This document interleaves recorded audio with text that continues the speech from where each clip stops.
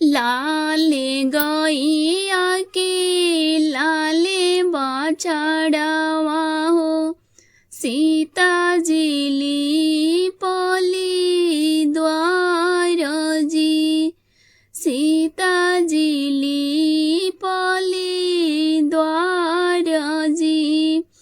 आगनाली पोत सीता गैली ओ सारवा हो, पिछवा से भइले पुकार जी, पिछवा से भइले पुकार जी।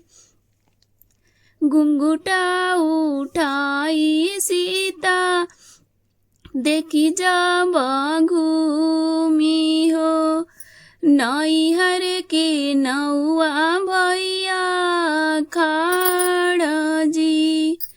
घुंघुटा उठाई सीता देखी जब घूमी हो, नैहर के नौआ भैया खाड़ जी। आहूँ भैया पलंग चढ़ी बैठा हो, पिया हूँ ठंडा जल पानी जी। आया हूँ भैया पलंग चढ़ी बैठा हो, पिया हूँ ठंडा जल पानी जी। मचिया बैठल सासु कौशल्या रानी, सुन बहुवर जहाँ मारी जी। मचिया बैठल सासु कौशल्या रानी, सुन बहुवर जहाँ मार जी। किया तोहर वैलन बाहू भैया से भतीजावा हो, किया तोहरो सागा बहनोई जी, किया तोहरो सागा बहनोई जी।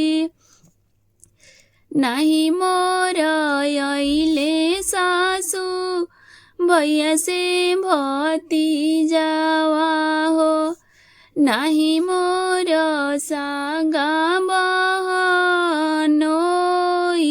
जी, नहीं मोर सागा बहनोई जी।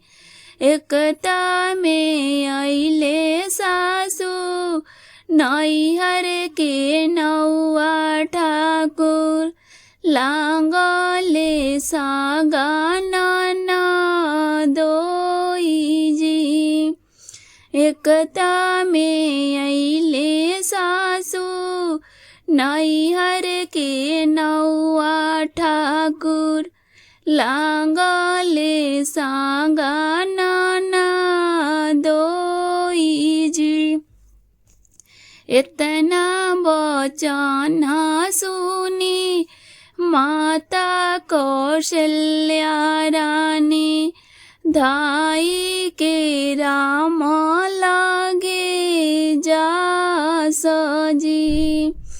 इतना वचन सुनी माता कौशल्या रानी, धाई के राम लागे जा सजी। तोहरी सिया रानी गारी हमके दिहली हो, रखबा की देवानी काली जी, रखबा की देवानी काली जी। तोहरी सिया रानी गारी हमके दिहली हो, रखबा की दिए बनी काली जी। इतना वचन जब सुनले प्रभु राम जी। आमा से पूछले हाथ जोड़ी जी। आमा से पूछले हाथ जोड़ी जी। हमारी सिया रानी गारी कौन दिहली हो। कौन गुनाह हमनी काली जी। कौन गुनाह हमनी काली जी। तोहरी सिया रानी गारी तोह के दिहली। लागले नौआ तोहर बहनोई जी। लागले नौआ तोहर बहनोई जी।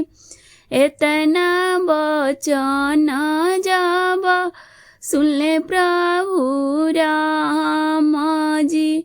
मन ही मन मुसुकास जी। इतना वचन जब सुनले प्रभु राम जी। मन ही मन मुसुकास जी। मन ही मन मुसुकास जी। छोटी मोटी बतियाया माँ दिल न लगावा हो। नहीं रख मन में माला हो। छोटी मोटी बतियाया माँ दिल न लगावा हो। नहीं रख मन में माला हो। जब तो सीता के परिछि उतारलु हो।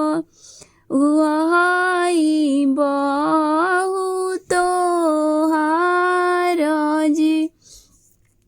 उहे हई बहु तोहार जी। जब हम सीता के सेनुरा लगवनी हो। कैसे दी घर से निकाल